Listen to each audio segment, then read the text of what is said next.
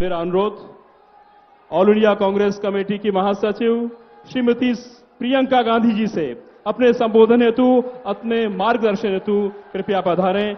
श्रीमती प्रियंका गांधी जी, तालियां बजाकर स्वागत करिए, अभिनंदन करिए। तालियां बजती रहनी चाहिए। इतनी बड़ी मातृशक्ति हमारे बीच उपस्थित है, उनकी तालियां जोर से आनी चाहिए।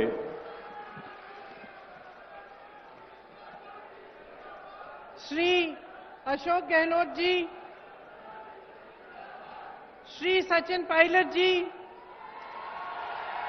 श्री सुखजिंदर सिंह रंधावा जी, श्री गोविंद दोतासरा जी, श्री सीपी जोशी जी, श्री रमेश मीना जी, श्रीमती शकुंतला रावत जी, श्री जुबैर खान जी, श्री प्रशांत बैरवा जी, श्री काजी निजामुद्दीन जी, श्री वीरेंद्र राठौर जी, अमृता धवन जी, गोविंद राम मेघवाल जी, हरीश मीना जी, मंच पर उपस्थित सभी नेतागण, कांग्रेस पार्टी के सभी पदाधिकारी, सरकारी अधिकारी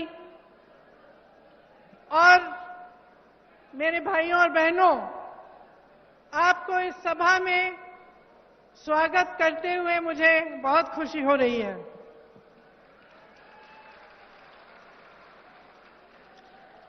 वीरभूमि राजस्थान का सभी भाइयां बहना ने मारो राम राम साहब। मने विश्वास है कि जोधपुरिया देव जी और धन्ना भगत जी का आशीर्वाद मुंह है सगला अच्छा हो। दुनिया के कोने कोने से लोग भक्ति, शक्ति, वीरता और अपनायत की धरती राजस्थान में आते हैं। इस धरती को देखने आते हैं, इस धरती के बारे में सीखने आते हैं, यहाँ की पुरानी कहानियां को सुनने आते हैं और ये देखने आते हैं कि यहाँ की वीर और साहसी जनता किस तरह से अपने जीवन के संघर्ष में आगे बढ़ रही है। आपका प्रदेश कर्तव्य, सेवा और वीरता का मिसाल है। इस प्रदेश पर, राजस्थान पर हमारे पूरे देश को गौरव है।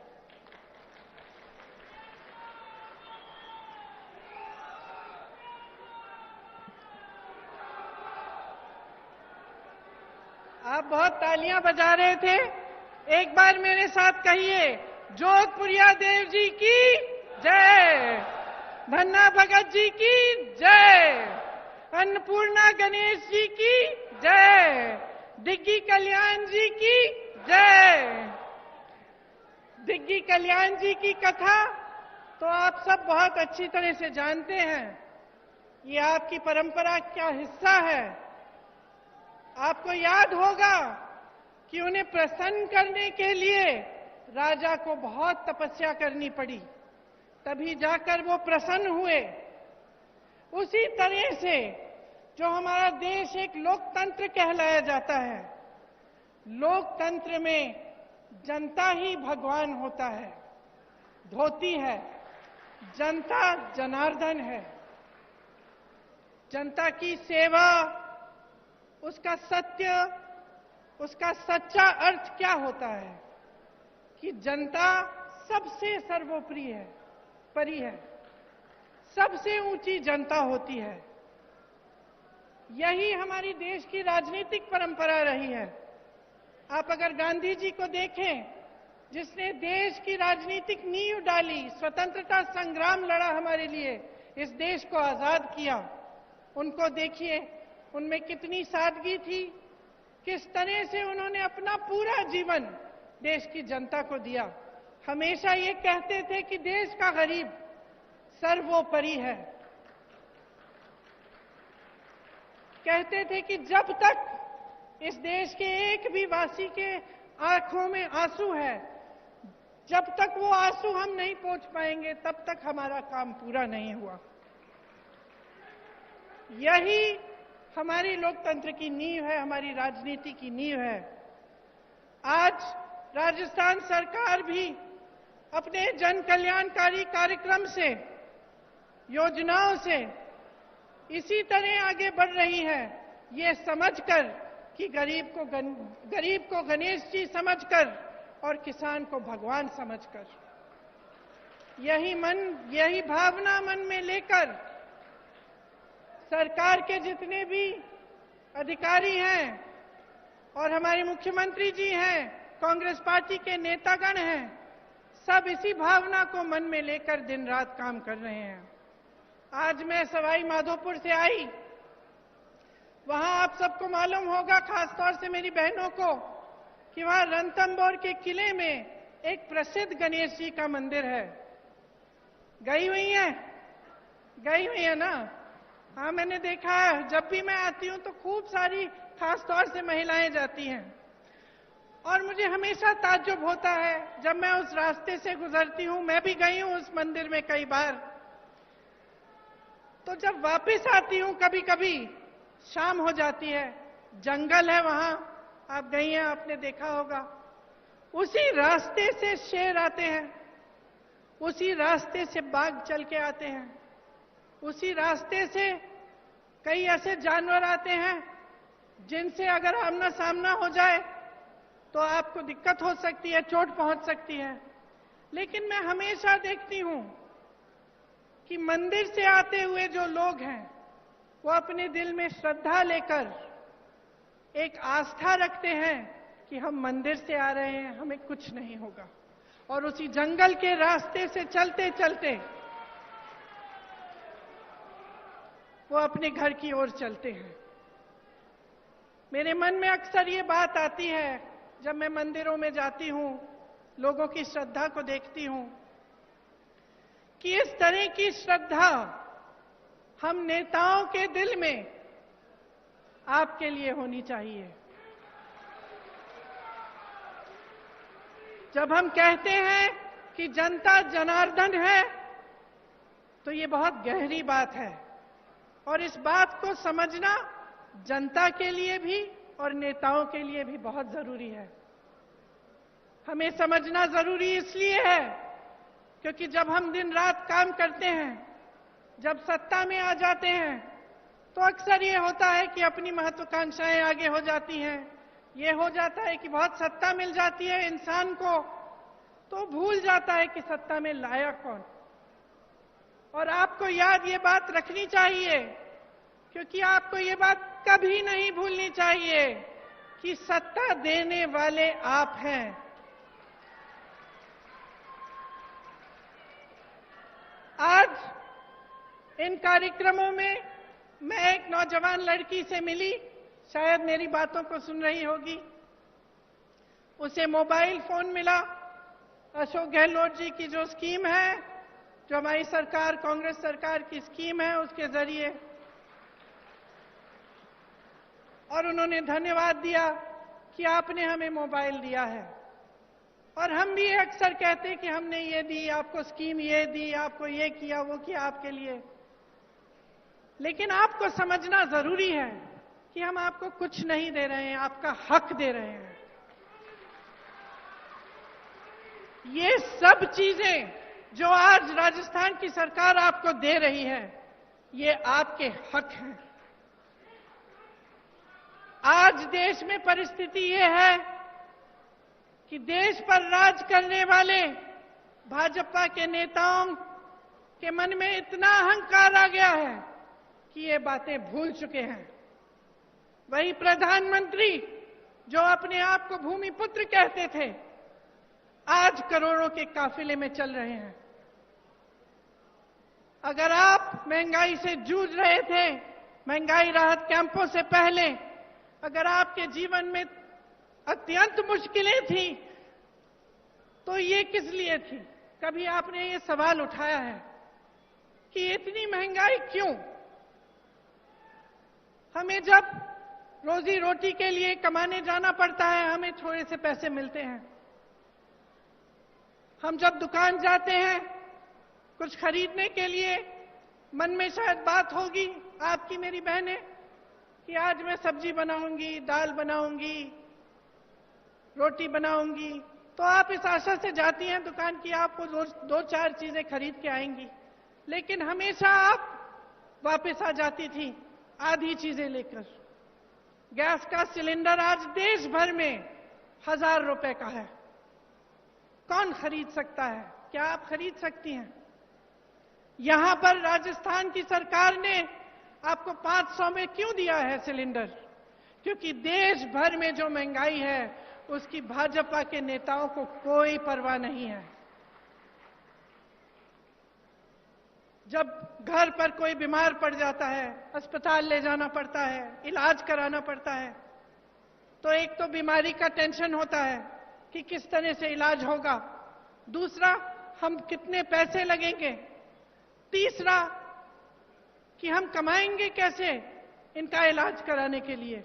इसी तरह से कोई घर में एक कमरा बनाना हो, डर लगता है कि कितने का होगा, हमारे पास इतने पैसे हैं कि हम खर्च कर सकते हैं, बारिशें आ रही हैं, पानी चू रहा है ऊपर छत से, छत की मरम्मत करने के लिए आप 10 बार सोचती हैं कि करना चाहिए कि नहीं, हमारे पास शायद पैसे नहीं होंगे। ये नौबत क्यों आई है आज इस देश में कि प्रदेश की सरकारों को महंगाई राहत कैंप लगवाने पड़ रहे हैं, जब पूरे विश्व में तेल की बड़ी बड़ी कंपनियां खूब मुनाफा कमा रहे हैं और यहां भारत में भी, तो आपके लिए तेल इतना महंगा क्यों? आपने ये सवाल उठाया है,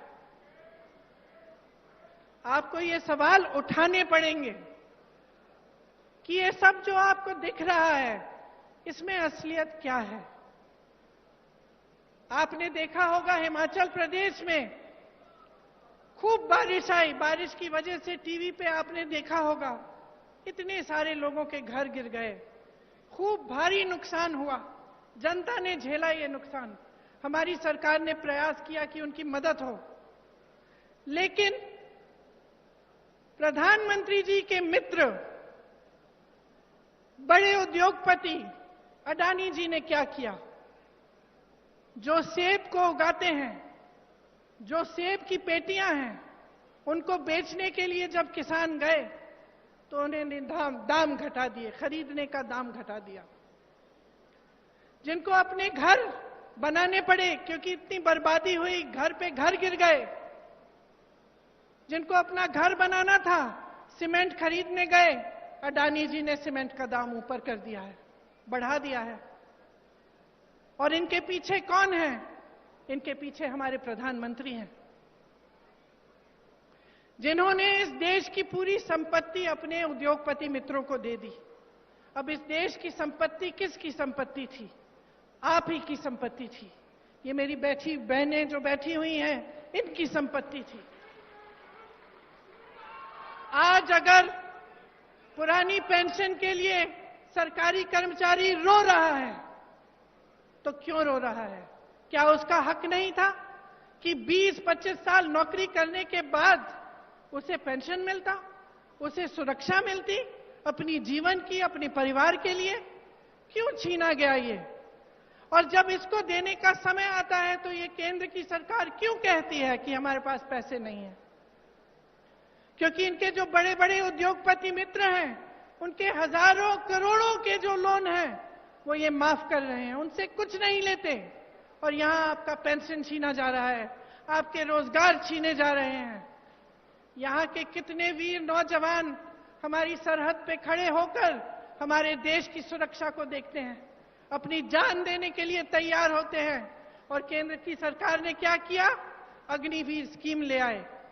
अग्निवीर स्कीम ले आए कि 4 साल बाद आप घर जाइए, नौजवान ट्रेनिंग करेगा, काम करेगा, लेकिन 4 साल बाद वापस घर आ जाएगा। उसका जो भविष्य है वो बर्बाद कर दिया। नौकरियां बनाने का काम करना चाहिए था केंद्र सरकार को, वह भी नहीं किया। हर चीज के लिए उन्होंने अपने उद्योगपति मित्रों को आगे रखा और जो जनता है उसको पीछे रखा। आज ये स्थिति है कि 45 सालों में सबसे अधिकतम बेरोजगारी आज है हमारे देश में। जब आपके सामने चुनाव के लिए वोट मांगने आते हैं तो बड़ी बड़ी बातें करते हैं, और अक्सर बीच में धर्म को ले आते हैं, जाति को ले आते हैं, अलग अलग बातों को ले आते हैं जिससे आपके जज्बात जुड़े हुए हैं। लेकिन बहनों और भाइयों, एक बात को पूरी तरह से आप समझ लीजिए, ये चुनाव किसी दो राजनीतिक पार्टियों के दौड़ में कौन प्रथम आएगा उसका चुनाव नहीं है। ये चुनाव आपके भविष्य का चुनाव है। इसमें सबसे बड़ा सवाल ये है कि आपका हक आपको कौन देने के लिए तैयार है। और मैं दावे के साथ कह सकती हूं कि भाजपा ने 8 सालों में जो सरकार चलाई है इस देश में, उसने आपके हक को बार बार खत्म किया है। जिन बड़े बड़े उद्योगों से आपको रोजगार मिलता था, उन्हें चुपचाप से एक के बाद एक अपने बड़े बड़े उद्योगपति मित्रों को सौंप दिया। आपके पेंशन कटवा दिए, आपकी सेना में भर्ती होने के चांस खत्म कर दिए, अग्निवीर ले आए, महंगाई बढ़ा दी और खुद इतने बड़े काफिलों में चल रहे हैं। रोज रोज आप टीवी चलाते हैं, आपको दिखता है। रोज रोज, खास तौर से आजकल, आज सुबह तो मैंने देखा कि इनके G20 जब हो रहा था तो बारिश आई और सारा जितना भी वो जहां पे वो G20 की मीटिंग रख रहे हैं उसमें सारा पानी फैल गया है। मेरे मन में एक बात आई कि शायद जो हमारे देशवासी डर के मारे कह नहीं पा रहे, भगवान ने कह दिया कि अपना अहंकार कम करो, अपना अहंकार कम करो। इस देश ने तुम्हें बनाया है, इस देश ने नेता बनाया है, इस देश को आगे रखो, इस देश की जनता को सर्वोपरि बनाओ। जब ये अपने धनवान मित्रों को सरकार की सारी कंपनियां सौंप देते हैं तो नुकसान कौन उठाता है? जब ये बड़े बड़े खर्चे करते हैं तो नुकसान कौन उठाता है? सबसे ज्यादा नुकसान मेरी बहनें उठाती हैं, क्योंकि जो पैसे आपकी भलाई के लिए आपके पास आने चाहिए वो नहीं आते। आपने देखा होगा कि राजस्थान की सरकार ने आपके लिए कितनी स्कीम निकाली हैं। पुराना पेंशन आज आपको राजस्थान में मिल रहा है, तो इसका मतलब है कि ये मुमकिन है ना, ये मुमकिन है इसलिए हो रहा है।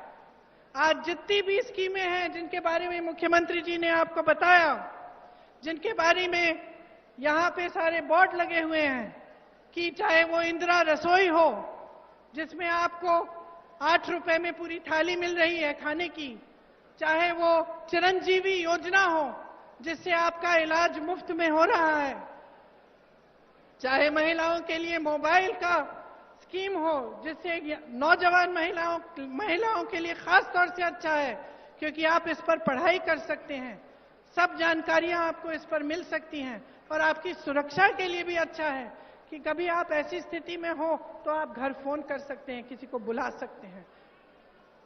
तो ये सब स्कीमें कैसे हो रही हैं राजस्थान सरकार द्वारा? ये तभी हो रही हैं क्योंकि ये जो पैसे हैं सरकार के पास जो होते हैं, ये आपके लिए होते हैं। जिस सरकार की नीयत सही होती है वो इस संपत्ति को आपकी भलाई के लिए खर्चती है। और एक ऐसी ही सरकार आज राजस्थान में कांग्रेस की सरकार, अशोक गहलोत जी की सरकार है।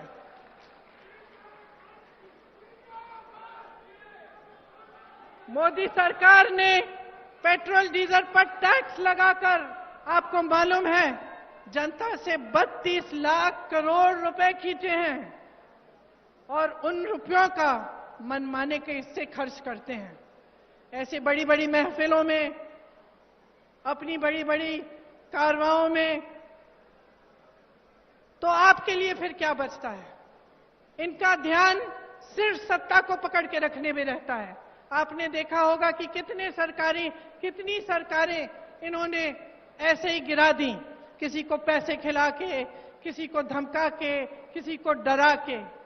जब सरकार का ध्यान सिर्फ सत्ता में रहने के लिए रहता है, जब उनकी पूरे जितने भी उनके प्रयास हैं इसी में रहते हैं कि हम किस तरह से इस कुर्सी पर बैठे रहें, तो वो आपकी भलाई नहीं देखते, आपको भूल जाते हैं। उनके लिए आपकी जो समस्याएं हैं, आपकी जरूरतें हैं, वो महत्वपूर्ण नहीं रहती। और ऐसी ही सरकार आज केंद्र में चल रही है। इस सरकार में धनवान का जय जयकार है, सिर्फ धनवान का जय जयकार है। और जो आपकी जरूरतें हैं, आपकी समस्याएं हैं, उनको हल करने का कोई नामो निशान नहीं है। इसीलिए इतना बोझ प्रदेश की सरकारों पर पड़ रहा है कि हर चीज के लिए आपके लिए राहत दिलवाने के लिए, आपकी मदद के लिए, आपकी सहायता के लिए इनको करना पड़ रहा है। और ये सही भी है। और जैसे मैंने कहा कि कांग्रेस के जितने भी नेता हैं जो उपस्थित हैं इस मंच पर, वो सब आप ही के लिए प्रयास करना चाहते हैं। और वो चाहते हैं कि आपको आपका हक मिले और हर तरह से आपके लिए काम हो। देवनारायण जी की श्रद्धा, दिग्गी कल्याण जी के विचार, धन्ना भगत जी का मिसाल, इन्हीं पर कांग्रेस काम कर रही है। केंद्र द्वारा जो बढ़ती महंगाई का सामना करने के लिए राजस्थान कांग्रेस सरकार ने आपकी मदद की, उसका पूरा प्रयास दिन रात होता है। देश में सबसे बड़ा स्वास्थ्य बीमा का कार्यक्रम राजस्थान में है। ग्रामीण क्षेत्र के लिए 1000 इंदिरा रसोई आज से शुरू हुई हैं।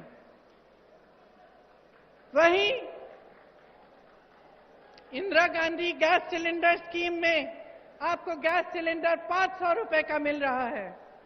साथ साथ मेरी बहनों के लिए इंदिरा गांधी स्मार्टफोन की जो योजना है, जिसका मैंने जिक्र किया, इससे आपको सुविधा होगी।